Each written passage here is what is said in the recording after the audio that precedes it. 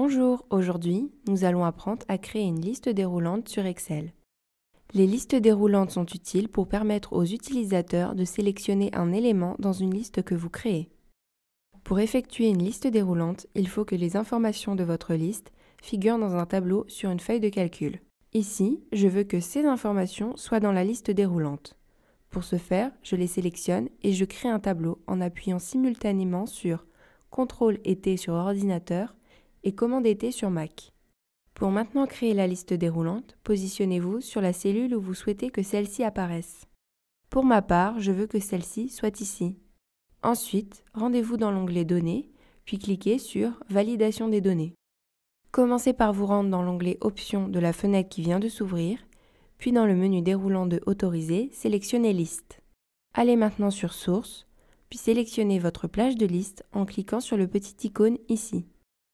Je choisis volontairement de ne pas sélectionner l'entête de mon tableau car je ne souhaite pas que celle-ci soit dans la liste déroulante.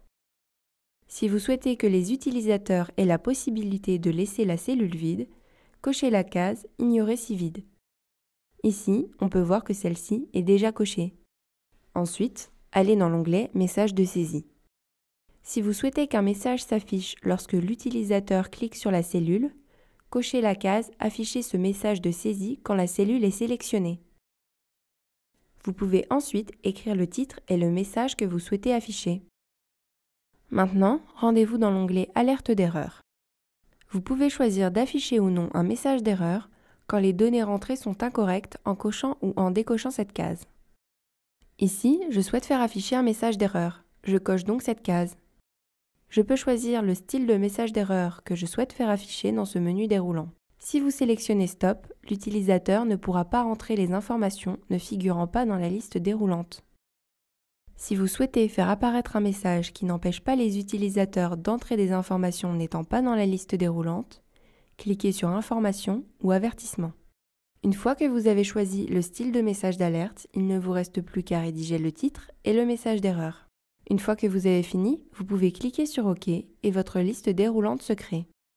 Pour modifier ou supprimer le contenu de la liste déroulante, il vous suffit de le faire directement dans le tableau. Excel mettra la liste automatiquement à jour.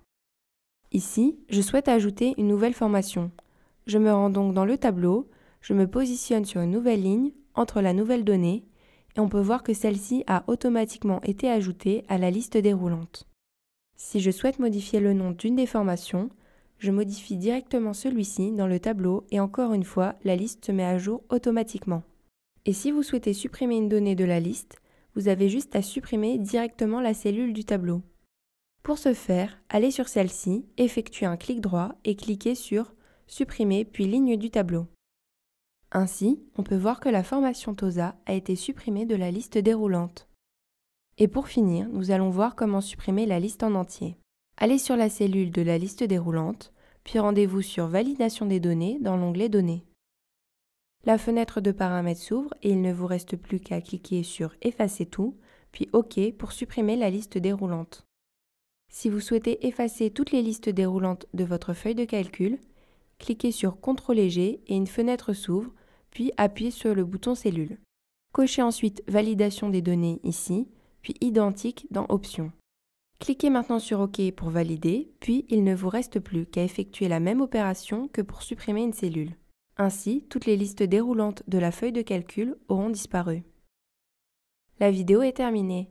Vous avez appris à créer, modifier et effacer une liste déroulante.